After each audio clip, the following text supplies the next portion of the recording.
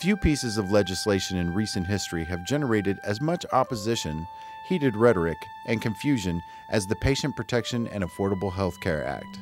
Known to supporters and opponents alike as Obamacare, the ACA was born out of the tenuous Democratic supermajority of the 111th Congress and signed into law by President Barack Obama on March 23, 2010. In the subsequent midterm elections, the Democratic Party lost its majority in the House of Representatives, and the quest to repeal the law in earnest was taken up by the newly elected Republican majority. Since its passage, the ACA has withstood over 33 bills calling for its repeal. In the forum today, filmed on the campus of the University of Science and Arts, Dr. Aleisha Karjala, Associate Professor of Political Science, dissects the law and discusses its provisions, as well as considering how the recent Supreme Court ruling both supports and undermines some of the key tenets of the law. Finally, Dr. Karjala considers how the ruling will affect you and your family as Oklahomans. Thank you for watching today. One of the most politically controversial issues of our time. People are now saying, after the Supreme Court decision, if this piece of legislation stands, which it has, that this would be most important amongst acts like Social Security, Medicare and Medicaid, that this is a huge piece of legislation. So we need to talk about what it is and what's in it. I like to include this particular picture to reinforce essentially what I've said.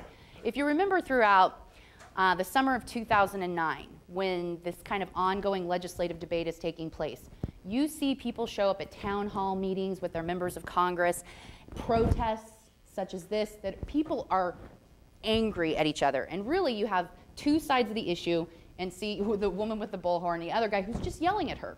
You don't even have to know what he's saying. You can just tell he's yelling at her, right? So on both sides of the issue, we have people who are very, very extreme and partisan in some ways, and can be. So the full piece of the legislation is named the Patient Protection and Affordable Care Act of 2010. Most people have now shortened it and are calling it the Affordable Care Act or the ACA. Just so you know, that's the full title. Why is it so partisan? Well, it's so partisan even that it passes Congress, both the House and the Senate, without a single vote by a member of the Republican Party.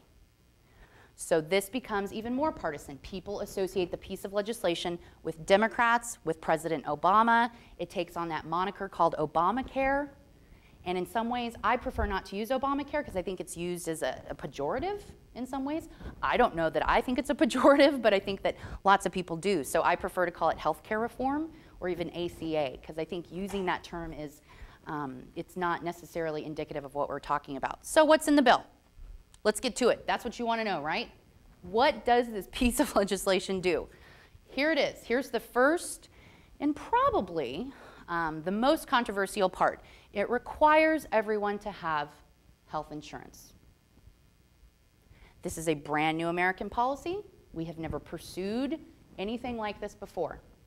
This is now referred to as the individual mandate. That's exactly what it is. An individual mandate, meaning people have to have some form of health insurance. And we see reactions on all sides of the political spectrum to this. So essentially what that means is starting in 2014, legislation's passed in 2010, this big controversial part will not even go into effect till 2014. Everyone has to have it. If they don't have it, there's a penalty to be paid, okay? Everyone is supposed to, well, the question is, does everyone or most people, sorry, have to have health insurance? The idea is that everyone should have it, okay? But we're going to talk about that because even the Congressional Budget Office, which we'll talk about them a little bit more too, has said they fully expect that most, or some people, up to 4 million people would not follow along with the law. So the expectation level even is by the federal government that not everybody will follow along, okay? So you see that there's a fee, a tax, a penalty, call it what you will, and the Supreme Court decision, if you read it yourself, trust me, I have, is very interesting for laypersons because they use these terminologies in very specific ways. But to you and I have to be real honest with you, it's the same damn thing. It's the same thing. Whether you call it a penalty, a tax, or a fee, it's the same thing. It means you're going to be charged if you don't have health insurance. So the penalties you see is $695 for an individual, up to a certain amount per family. Where did they come up with this number? Why this number? The idea is, this is fully what Congress intended, okay, is that the fee would be less than what it would cost you to pay to have insurance for a given calendar year. So it's not considered, or they're not trying to make it prohibitively high, but what they're trying to do is make it a disincentive to not follow the law. So I think looking at this as a disincentive is how they really kind of intended it. Additionally, are there exceptions? Yes. The piece of legislation includes 2 specific exceptions. People who have religious objections to using health insurance or having or utilizing medical care in any way, shape, or form. People who show that it will cause an extreme financial hardship for them, meaning it would cost more than 8% of their income to pay for insurance premiums. So they feel like they have made exceptions to the general rule. This is going to come up again and again because, as I said, this is probably the most controversial part of this particular legislation. Why? Why does Congress require this? Why did President Obama sign the legislation? The problem with health care in the United States is we have an access problem, and a cost problem. This is dealing with the access problem. If you require everyone to have it, everyone has it. If you have access to health insurance and have insurance, you're more likely to take part in preventive care and not wait until things become even bigger and more expensive in medical terminology, yes? Additionally, if everyone has to have insurance, the argument is that it drives down the cost of insurance. So in dealing with access and requiring people to have it, cost for everyone should go down. Yes, question. Was it, when I speak about income, am I referring to gross or taxable income, gross income? Yes, did I approximate that? Okay. Second important part of the legislation is that it extends Medicaid to an estimated 16 to 17 million Americans, different families than have previously been included under the Medicaid program. So the first point here, if I can get my, there we go. Wait, don't, oh, no, it went too much. What this essentially means is that anyone in the United States with an income, once again gross, per year, annually, below 133% of the federal poverty level will be eligible to apply for Medicaid as your health insurance program. I give you some numbers here, because remember, these are the numbers they were using in the debates. The laws passed in 2010, but they're using 2009 numbers. These are a little different now, but not much. That means for a family of 4, any family whose income with 4 falls below $29,327, they would be eligible to apply for Medicaid. Once again, for individuals, I've always included this because students, a lot of you guys aren't married yet, it's give or take $14,000. This is a big deal to extend Medicaid this way. An additional 16 to 17 million people would be eligible for this government-ran health insurance program, okay? It includes adults without kids, which you might go, well, why is this important, Dr. Karjala? Does this matter? Absolutely it matters. Medicaid as a government health insurance program has intentionally been applied to 4 different groups: the blind, the elderly, through Medicare, the disabled, and needy families with children. The government has been very specific about which groups of the population it wants to apply this program to. What we were saying by making an income level of 133% of the federal poverty level is that anybody who meets that criteria is therefore eligible. The biggest group is just this: adults without children. Because notice they're not really in our list that I mentioned before unless they're blind, disabled, or they have children and are considered medically indigent and needy. Okay, so this is a big deal. This expansion, according to most estimates, is going to account for, give or take, 45% of what the bill is going to cost. That's a big deal. Make sense? So almost half of what it's going to cost, and we're going to get to that too, you're going to see, is going to this specific thing. The question is, what did people do before this extension of Medicaid? These people either are getting benefits through their job, or they don't have it, because it's not guaranteed to them. If you don't have health insurance through your job and you have some kind of medical emergency and you go to the emergency room, yes, those people, perhaps. But essentially what it means is, I mean, this is the first time that the government is stepping in to try to achieve universal coverage. Remember, one of the big problems that I mentioned was access, having access to health insurance. Okay, we know that having access to health insurance generally leads to better overall health. We've seen that. We compare our country to other countries, particularly. So if more people have it, more people use it, you have a healthier population in general, is the assumption. In the past, these people here who would probably be eligible for Medicaid were ones that maybe got it through their work, but maybe made too much to qualify for Medicaid as well. In some states, literally, you can actually, your income can fall as low as like $6,000 or $7,000. If you make above $6,000 or $7,000, you are ineligible for Medicaid. So what this does is it's going to raise the income limits a great deal, which will increase the amount of people who are eligible for the program. And that's going to have some ramifications because that's going to cost some money. Yes? Lots and lots of money. The third part is that starting in 2014, this piece of legislation requires states to set up state health insurance exchanges. The idea here is a very kind of private free market solution to having people purchase their own health insurance. Initially when this was talked about, and just so we're clear, this was part of healthcare reform from the very first time they started talking about this at the federal level, even in 2008 during the election cycle, if you recall that. Okay? This has been part of the debate the whole time, was that if you create these things called health insurance exchanges, people could go to a health insurance exchange, which would largely be like an internet marketplace where you could shop for insurance. As it is now, in most states, you have what we would consider, economically speaking, an oligopoly. So in Oklahoma, you have 2 or 3 health insurance companies that you can really buy benefits from or buy a health insurance policy with. And it's that way all the way across the United States. The idea is that these will bring all kinds of people together who will compete for your business as a patient.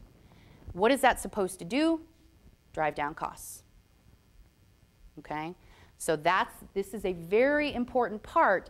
Controversial, not quite as controversial, of course, as the individual mandate. So let's talk about what that means. So, for instance, we were asked this question, well, what are other people doing, right, who are not on Medicaid or who don't have it through their work? They're on their own. And it's really hard to find well-priced health insurance on your own as an individual in a large market, okay? So what this is going to say to you is you can buy insurance through these state health insurance exchanges. Not only that, if you can't afford it, the government is convinced that it's important for people to have it, that they will subsidize individuals buying health insurance. So for a family of 4, once again, what the piece of legislation says is with families with incomes up to $88,200, which is actually quite high, they are going to pay out or provide tax credits and subsidies, meaning cover some of the costs for you. Tax credits are a little bit different, meaning you get the credit when you pay your taxes. Subsidies mean if it costs you $1,200, the government may say, we'll cover $450, you pay the rest. That's what a subsidy is. So they're different, okay? Not only is this intended to help individuals, this is intended to help small businesses. Because remember, there are some small businesses that probably can't afford to provide health insurance for their own employees because the costs are so incredibly high. And we have seen that happen. So Congress says not to make small businesses feel left out. And you see the criteria here. Fewer than 25 employees, average wages less than 50. Those small businesses will be eligible to receive tax credits specifically to enable them to buy health insurance for their employees. Because remember, the goal is access, right? The goal is as close as we can get it, universal coverage. These were set up to be state-level things. I will tell you that part of the debate at the federal level was, well, why don't we just do this? Why doesn't the federal government set up one big health insurance exchange? And the argument by a lot of people was, well, why would we have to do that? It's just one more big government thing. Why don't we let states handle that? And the federal government can pay states to do that That was the compromise position that was reached on the legislation. Okay, we'll let states handle that. We're going to talk about this some more too because the Supreme Court decision responds to that as well. The fourth, and the thing that becomes most important here for a lot of us, I would say, is that this is seen as a regulation on insurance companies. I mentioned the two problems, access and cost. A lot of the things that we've been dealing with have been access, indirectly handling cost. This is supposed to get at cost. Why is health insurance so damn expensive? Why is medical care so expensive? How can we get around that? How can we deal with that? How can we help consumers so that every time someone has a medical emergency, it's not a financial disaster? So a couple different things are involved here. I will tell you, these regulations, and I'm going to go through several of them, tended to be the most bipartisan of all the things that came out of the healthcare reform debate at your national level, okay? For instance, this first thing, it eliminates copays and deductibles on everyday type of services. So I mentioned here, right? Immunizations, checkups, screenings for a wide range of different things, all the way from cancer to depression to diabetes. So those things, if your doctor thinks you might suffer from one of those, right, you can be tested and you should not be charged, is what this legislation says. This has already started to go into effect, okay? Once again, what is unpopular about this? Most people look at the regulation part of this bill and have been very supportive. People go, this is less money out of my pocket for basic medical care. Not fancy things, but basic medical care. Okay, next, the next form of regulation deals with pre-existing conditions, right? So we had the question earlier, how do we handle people who have pre-existing conditions? In the private marketplace of health insurance, you can be turned down by anyone at any time. This piece of legislation says no more. You cannot turn people away because they have pre-existing conditions. Now, does it mean you can charge them more or less? It doesn't speak to that. So it still means maybe you get charged a higher rate if you come in with cancer. But the insurance companies cannot turn you away because you have some pre-existing condition. They separated it out by kids and then adults. So you notice I say this has already gone into effect for children. In fact, this is one of the things that went into effect immediately. President Obama really hit home with this. He talked about small children when they get ill, that their families are kicked off their insurance plan. He said, we shouldn't be doing that. So this is one of the things they said has to happen immediately. It did. This will go into place for adults in 2014. So this hasn't gone into effect quite yet. The previous one already has too. Remember, legislation's really complicated, so they can put different dates on different pieces. This starts now. This starts next year. This starts in 8 years. Congress is fully capable of doing that, which is why it becomes pretty convoluted, this whole process. Also popular amongst my students, yes? Young adults can now be covered under their parents' health insurance until they are 26. They have largely been covered until they're give or take 22, 23. We have extended that. Particularly, some of this is in regards to the economic slowdown, where people are graduating from college and not having jobs to go to right away. So they go from being covered to having this complete lack of health insurance.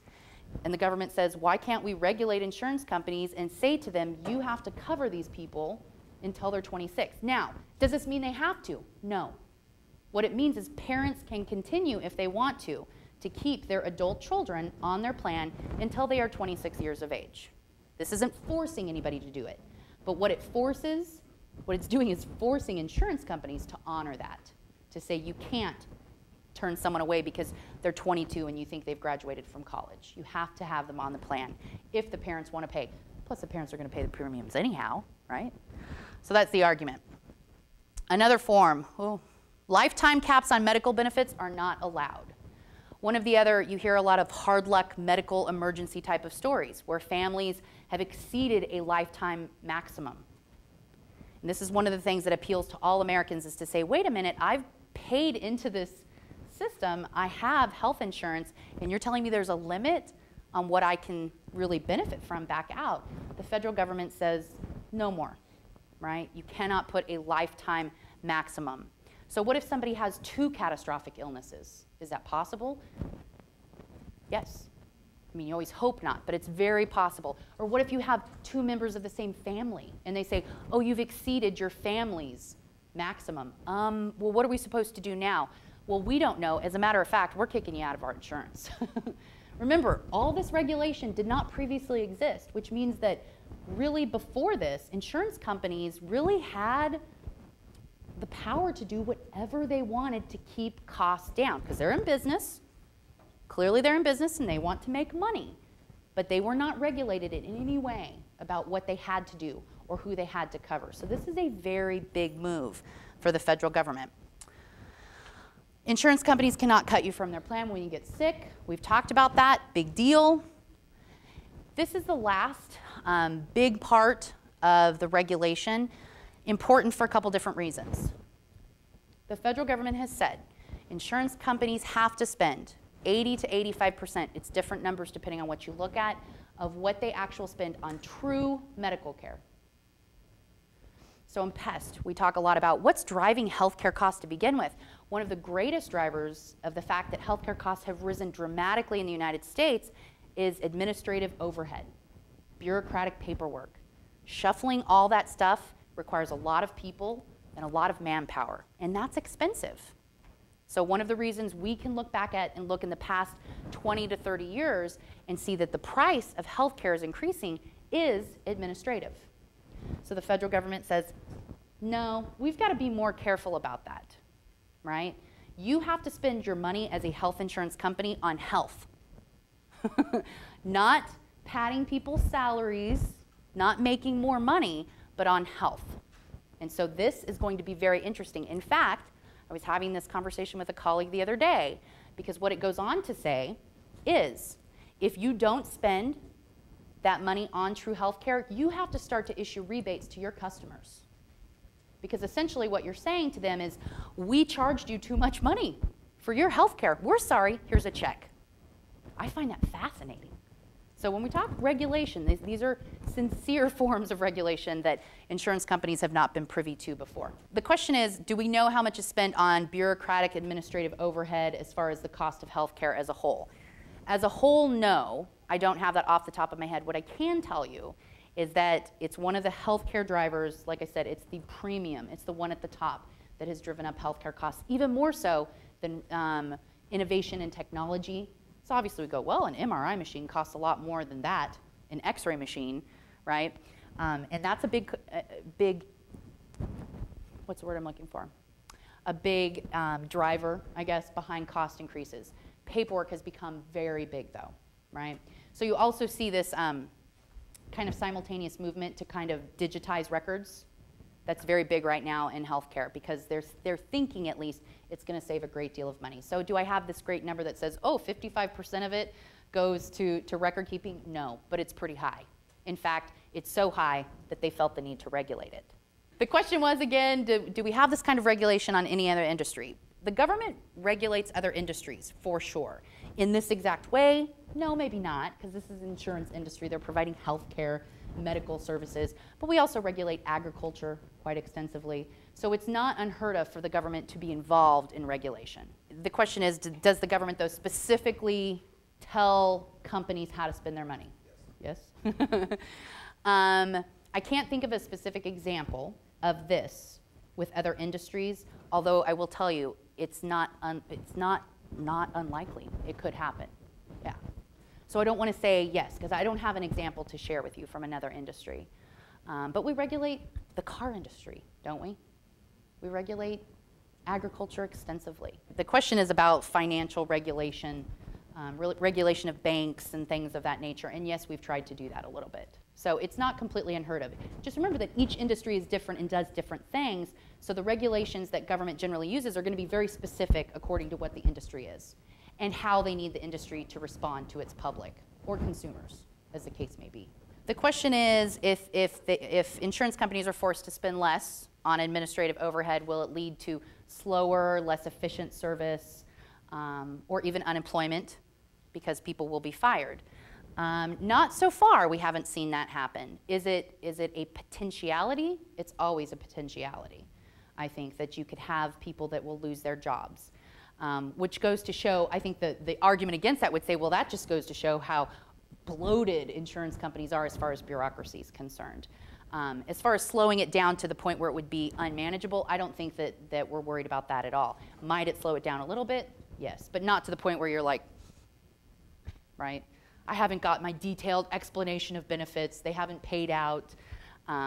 Insurance companies, what I will say to you about this, which is very interesting, we're largely on board with most of this regulation. This is probably one they don't like so much, right? Because it hits their bottom dollar, and that means they have to be more efficient in how they're providing services. But I will say to you, the American Hospital Association, the American Medical Association, largely behind most of the things that are contained in here. Healthcare has been on the national agenda for so long, and we often perceive of groups like that, going doctors and hospitals and stuff like that, oh, they're definitely opposed. Actually, when this was ongoing, especially in the heat of 2009, most of them had already signed off, had said, okay, because they also, think of it this way, they also have a vested interest in lowering healthcare costs. Because remember, you're not paying the full cost of your healthcare if you have health insurance, right? That's why you have insurance. You pay them, even if you have to pay premiums and you have to pay a deductible, an insurance company is covering part of the costs for that service. So it's in their best interest to bring costs down as much as they can too. So what's the purpose? What's the intended result of this? According to the government, an additional 30 million Americans will have some form of health insurance. This is very big, unlike anything else we have seen, okay?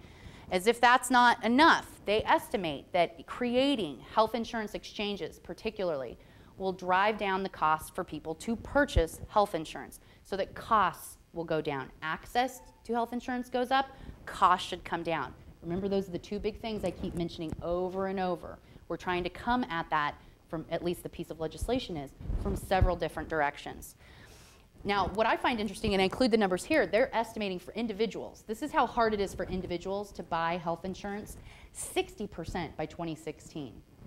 For small businesses who have groups of people that they can put together and sell to insurance companies, costs are going to come down significantly less, but still come down is the greater point. So far, these are the expectations. We will see. And once again, that figure says by 2016. We're not there yet. We haven't seen those kind of savings yet, so we'll see. How much, then, is this intended to cost? Well, you see the number there. Wow, right? I'll tell you honestly, when it comes to government spending, if it's not billions, then it's really not as big of a deal. Let's be real honest. Anymore now with the size of government, even talking about millions, we're like, that's like chump change in a lot of ways. Billions is where you get to big, big government programs.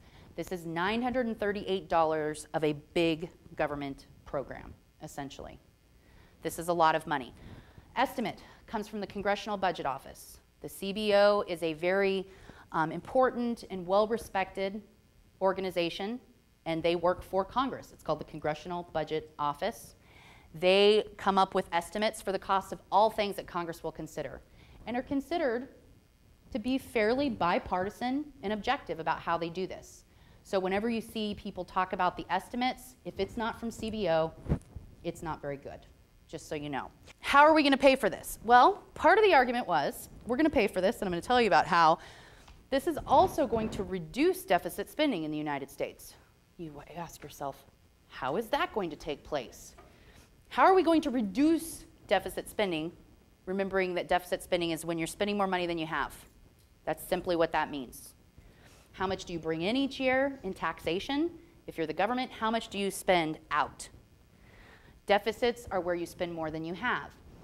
The CBO is estimated in the first 10 years that the bill goes into effect that they will reduce deficit spending by $140 billion, because part of the plan, part of the way that we have worked out to pay for this is to cut spending on some of the medical services the government is already providing. Okay? So that's the argument. So how are we going to pay for this? This is not a little program. This is very big. It's going to cost some money. Over half will come from taxes and fees. So the question is, how do we handle this if Medicare payouts are going to be decreased? And this is a a very real and relevant question for people who are already on it or people who will soon be recipients of the Medicare program. This does not mean that services will be cut. That is not the intention at all. What the government has done, remember, okay, the way Medicare runs, the way Medicaid runs. Medicaid and Medicare are two different programs. Okay, Medicaid, we've been talking about the extension of Medicaid. Medicaid is the medical insurance program for the poor in the United States. Medicare is the health insurance program, for the elderly in the United States. They have in the past kind of been combined into one thing. Starting in the 1960s, we have torn those into two different programs. Okay, clear? Makes sense? Medicare, we spend, it is a very large expense by your federal government each year. Social Security and Medicare together, which we generally put together because they're both programs that are applied to the elderly population in the United States, are the single largest expense. We spend more on those two programs than we do on the military, than we do on defense spending. The defense spending comes quickly thereafter, but these two things together, and Medicare is really the smallest portion. Social Security itself is where most of the money goes, but Medicare is included here, and it's very expensive. So what the federal government has said, what they do is they contract out these services. The government doesn't provide medical services in Medicaid and Medicare, meaning a government doctor, right? I'm Dr. So-and-so, I'm here to give you your x-ray, I'm here to examine you. That's not how it works. The government pays private contractors, private doctors, private hospitals, private radiologists to provide the services to you. What they are now saying is costs have gone up so high, we can't afford to pay out those same rates. We're going to reduce what we're paying to the doctors who are providing services for senior citizens in the United States. And remember I mentioned to you, there wasn't quite this hubbub reaction from doctors and hospitals and other medical care professionals. They all said this, okay. Now, does this also mean that you might see some doctors say, I can't take any new Medicare patients? Absolutely, that's possible. That's possible now, just so in fact, that was possible before this piece of legislation passed. So they're not cutting services out altogether, like just slashing, no, we won't do this, we won't do that. What they're saying, the government, we're gonna pay less for the services that we have been paying for. Given that we've even had problems with fraud in Medicare, meaning that the federal government has been unfairly billed for things that they haven't actually provided, most people feel like this is fair, okay? Okay, taxpayers pay into Social Security and Medicare and into Medicaid, although it's a different program. It's taxed differently. You pay the FICA tax on your paycheck stub goes to Medicare and Social Security. Give or take, right now, it's about 1.45% of your wages you pay into Medicare. Yeah. And once again, you're eligible when you're retired and you're of retirement age. There's no income level required for that. So you don't even have to be a poor senior citizen. What it literally means is you have to be a senior citizen and you're eligible for Medicare. None of that's going to change. So over half's going to come from taxes and fees. So we want to know, well, who's paying the taxes and fees? Largely, going to ruin it for you, rich people. Okay. The other half is going to come from trimming, once again, what we're actually going to pay healthcare providers. So similar to how we're going to cut deficit spending, the upside to the Patient Protection and Affordable Care Act is that half of it's actually going to be covered by what we're going to cut paying as much for in services. So what does this look like? How will these taxes be paid? I mentioned that rich people will largely be paying taxes and fees. That's exactly what? Well, oh, I forgot about tanning. Well, I'm getting to the rich people. That's next. There's this general 10% tax on tanning services, indoor tanning. I like how they use it, but they do. It's called indoor tanning services. This went into effect in 2010, immediately, as soon as the bill was signed. Interesting, because the money used from this is intended to pay for all of these things that we've talked about, the government extending to people. So I looked today to go, well, has this affected tanning? Has the industry, is it downtrodden? Will it be able to make it through? And what we found, everybody's reporting tanning services are functioning just fine. We have not seen demand go down. Now, part of the debate in the process was We're going to approach this from a multifaceted perspective. Obviously, if you have to come up with $938 billion, you're not going to come up with one way to pay for it. A couple other things were talked about in the process. You may remember they called it like a bow tax. For Botox, right? Isn't that cute? That they were going to use a tax on cosmetic surgery, things like that. They did not go that direction. They went with this instead. Why? What's the government argument? Tanning is bad for you anyway.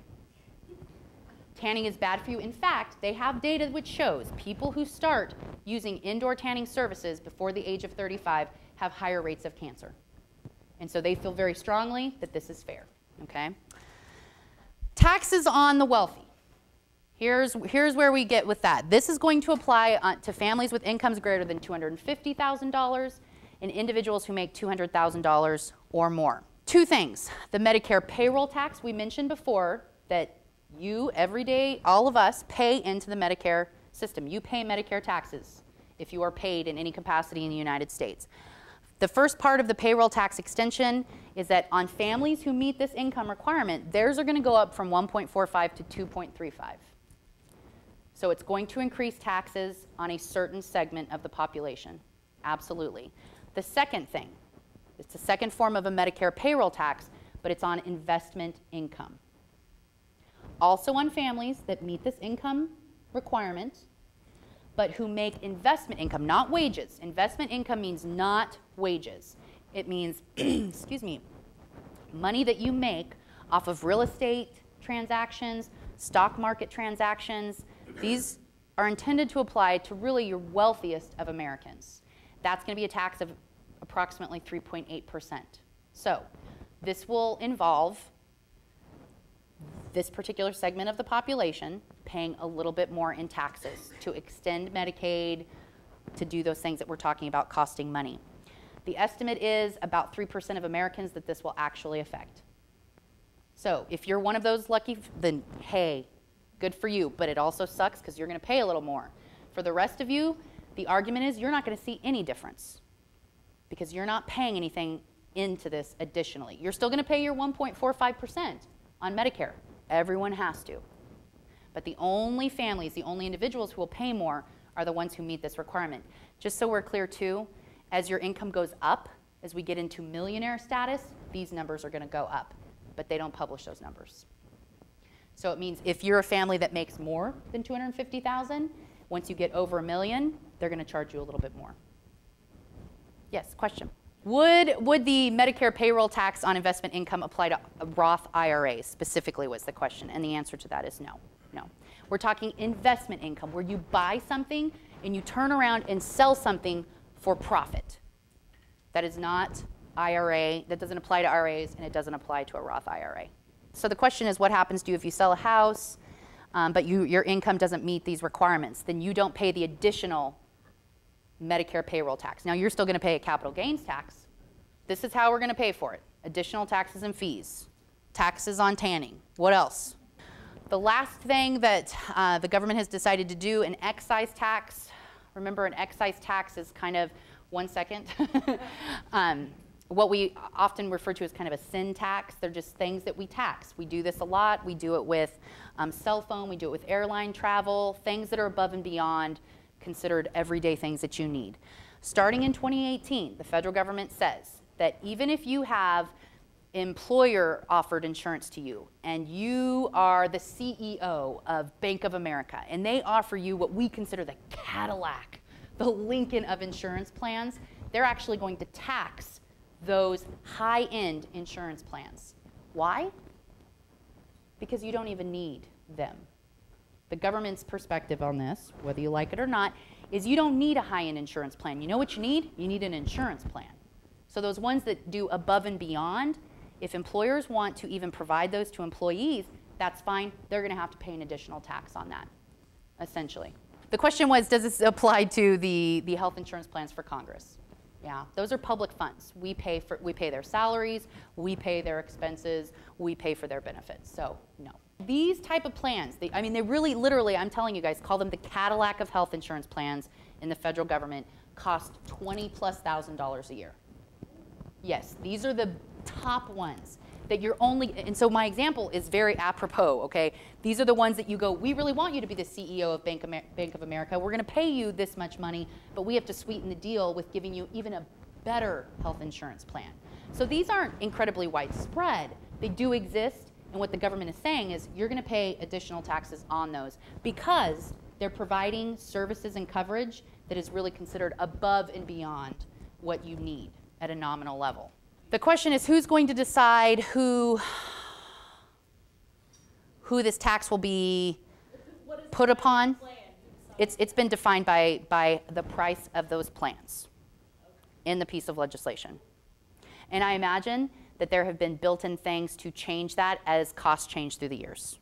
But remember that this is an excise tax. It's going to be placed not on individuals. It's going to be placed on the companies that provide these high-end insurance plans and the employers who use them. So in this particular instance that we were just talking about, on those unions that will even empower people with those. They're going to charge them the tax. Well, actually, it would be the workplace, right? Because you can't tax the unions specifically like that. But that's how it would apply to what you're talking about. So that's how we pay for it. That's what we've got going on here. So I mentioned that it's controversial. I mentioned that this passes without a single vote in both the House and the Senate, without a party from, or a vote from the opposing party, which was a Republican party at this point in congressional history. So as soon as it passes, people start to go, that's it, it's controversial, I don't know if we can do these things. Can we require people to have insurance? The two specific issues that come up real quick are the individual mandate, is it constitutional? Can we require people to purchase health insurance? The second, and equally important, but it gets a lot less attention, is can we extend Medicaid in the way that we're asking the government to do here? Okay, so the Supreme Court ultimately takes up the case. Just so we're clear here, lawsuits start immediately. All told, 26 states, so half of the American states, join in to some form of lawsuit, including the state of Oklahoma, that say we don't think this is constitutional, we're not going to follow along. Okay? Because remember, one of the things the legislation asks states to do is to set up these state health insurance exchanges. So some states sue and refuse to set up the state health insurance exchanges, okay, and wait to hear from the Supreme Court. So we've been waiting. I've been talking about this to my students. Oh, it'll be so interesting to see what the Supreme Court decides. It was very interesting. What ultimately happens, they weigh in, just when? Oh, just last month. So once again, very contemporaneous. The Supreme Court finds the act constitutional as a whole. Surprising to a lot of people. No doubt about it, okay? It's a 5-4 decision. Particularly, they find the individual mandate constitutional, okay? So the argument becomes how, why? One of the things that I hear most common, right, is can the government really make people do things? Yes, is the short answer to that question. Does it make you do things now? Does it incentivize certain behavior and disincentivize other behavior? Yes. So the government itself is going to make the argument in front of the Supreme Court that there are several ways they can justify this trying to achieve universal coverage by requiring everyone to have insurance. The Supreme Court says, essentially what it says here, the fee charged for not having insurance is a tax. It's collected by the IRS. That's how it's built in to the legislation itself. Under Congress's power to tax, essentially, it's okay. So essentially, the federal government makes a few different arguments. It says, we feel like we have the power to do this under the Commerce Clause, which says that Congress has the power to regulate interstate commerce. Supreme Court strikes that down, says, no, you don't. You do not have the right to tell people who are not even involved in the marketplace of buying insurance or medical care that they have to purchase something. They say, well, what about the Necessary and Proper Clause? The Necessary and Proper Clause says the government can do whatever that it needs to that's necessary and proper to achieve the goals of what the Constitution sets out. The Supreme Court says no. But it says yes on this third. Well, what about the power to tax? Congress is specifically given the power to tax. And it's because of the Supreme Court Justice or Chief Justice who ultimately decides with this that we see the 5-4 decision go this way. So that what the Supreme Court is saying here, yes, according to Congress's power to tax, this act is completely constitutional. Still very unpopular, perhaps, but constitutional. Question, who's essentially making this decision based on what, I think is the question. Is that the shorthand? There are 9 justices on the Supreme Court. I mentioned it's a 5-4 decision. 5, Chief Justice John Roberts. The 4 considered liberal or more liberal. And I use that, I don't, be very careful, okay, in how you interpret this. The more liberal of these 4 justices voted with this particular block. Okay, so the 5-4 decision is based on Chief Justice John Roberts and the 4 who are considered to the left side of the political spectrum. Now remember, the 2 issues that they were asked to deal with were the individual mandate. Okay, so this is really convoluted, you guys. I'm going to try to simplify it as much as possible. The individual mandate and the extension of Medicaid is what they're asked to handle. So they can either strike down all of it, meaning both parts. They can uphold both parts. They can uphold parts of it within those 2 things. What the official opinion of the Supreme Court is that the act itself is constitutional as a whole, with those 5 justices voting in favor of this. Okay? Now, is there a dissent? Yes, there's a dissent that's written by the other 4 justices, and then another justice will even write his own dissent on the side. It's very short, actually, but he has a specific reason. So here's the honest truth. In a Supreme Court decision, all 9 people can write their own decision. And we have seen that happen. It's not pretty. Because then how do we interpret what the hell is going on, right? It becomes really complicated. The way to understand this 5-4 vote, the best way to understand this is the opinion of the court written by Chief Justice John Roberts is it. So you can read the dissent that says, no, we don't agree. And what they ultimately had argued was, no, we don't think that Congress has the power to tax this way. But the majority of the court said, yes, Congress does. And so therefore, the act itself is constitutional. The second thing, how does it rule on this idea of extending Medicaid? It says it's the yes but. Okay, here's the yes but of the Supreme Court. Yes, Congress can require states to extend Medicaid this way because it's written into the specific piece of legislation. However, we don't want an overly coercive federal government. States sometimes have legitimate reasons as to why they are opposed to doing something, so they're going to make it an option but not a mandate, is the language that they use. You can ask states to extend Medicaid, but what this means is they can refuse. In the initial legislation, what it says to states, you agree to extend Medicaid to anybody that goes up to 133% of the federal poverty level, and we will pay for you to do that. But if you don't do that, we're taking away all your Medicaid funding. That's exactly how the original, because they were serious about this. And the states, especially the ones that engaged in the lawsuit, were like, you can't do that. Medicaid has been around since the 1960s. So what if we don't want to extend it? That doesn't mean you should be able to take away all of our money that we were getting for the program before you're trying to change it here. The court agrees with that position. It says, you're right. The federal government cannot do that to states. It can ask states to participate in the program, but it cannot require them to do it. It's just a function of federalism, the way we've set up our system. So, for the states that decline to take part, they will not get the additional funding, but nor can the federal government cut funding for the rest of their program. This, in and of itself, is confusing. Very, very confusing. Because what this sends is kind of a contradictory message to states. This decision's announced last month, and states are like, so can I refuse? Can I not refuse? Yes, states can say, don't want it. And they're protected from the federal government harming their Medicaid funding. Important to understand, on average, on average, Medicaid spending across all states, about 20% of their state budget. Meaning in Oklahoma, in Arkansas, in Texas, whatever state you're talking about 1/5 of what they spend goes to Medicaid at the state level. So this is a very significant portion of a state's budget, which is why the Supreme Court said it's not fair then of the federal government to hold those states hostage. Where does the majority of that money come from that funds Medicaid? The federal government. So you see this, it's a very convoluted type of relationship, this issue that we're dealing with here. This is super, I'm telling you guys, this is the next movement now. Now that we go, okay, the Supreme Court has said this is constitutional, it's going to be interesting to see how states therefore respond to this. no matter how you feel about this, okay? Whether you're like, wow, what a great piece of legislation, I'm so enlightened, or oh, this is total crap. What this means is if those states turn away that money, they are turning away the possibility of extending Medicaid to citizens in that state. Let's be very clear, that's exactly what it means. So if a state says no, that means its citizens, as the system currently stands, are not going to be extended that opportunity.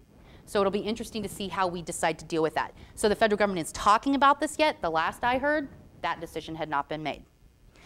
Because once again, I'll be real honest with you, I think their position was, why wouldn't states want to do this? Now, there's some legitimate concerns here. It's an increased cost to states. Generally not until after like 2017, but, so for instance here, I share with you, and then I'll get to your question, I promise. The ways that affects Oklahomans, according to the Oklahoma Policy Institute, anywhere between about 137 to 180,000 Oklahomans would be eligible for health insurance under the extension of Medicaid. That's a lot of people. For instance, 650 or so thousand uninsured Oklahomans is what they're saying. That deals with a pretty big chunk of them, if the state goes along with this. If it doesn't, you know, we don't know what's going to happen to them. Now, I mentioned about cost. Cost is really big here. The federal government is really paying for most of the cost of Medicaid, but states do take on some of that cost themselves. So, no additional cost to the states for the first few years, but after 2017, the state will have to pay 5%. It goes up and up and up until it's about 10%. What does that mean? Even by 2020, states would have to pay 10% of the cost to insure these additional people, essentially. Make sense?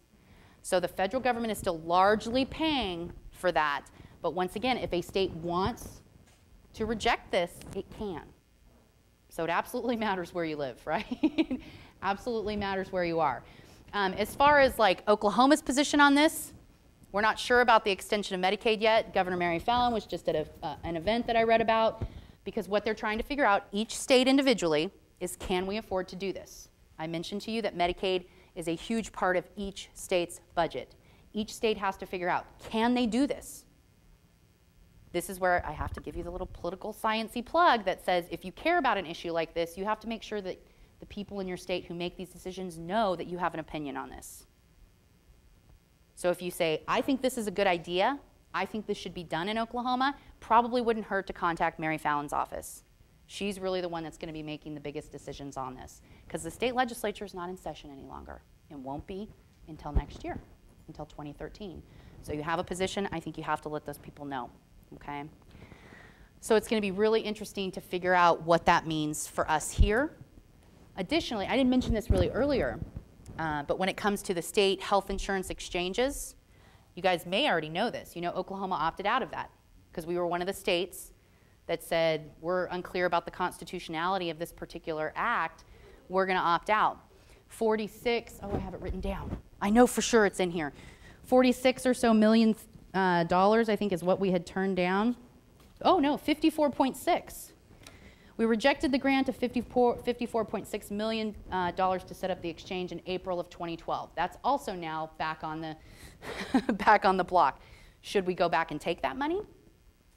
Can we go back and take Yes, we can. The federal government, given that the Supreme Court has just recently made this decision, has said to all states, we will allow you to reconsider. Lots of states have already set up these insurance exchanges, and so they're already operating.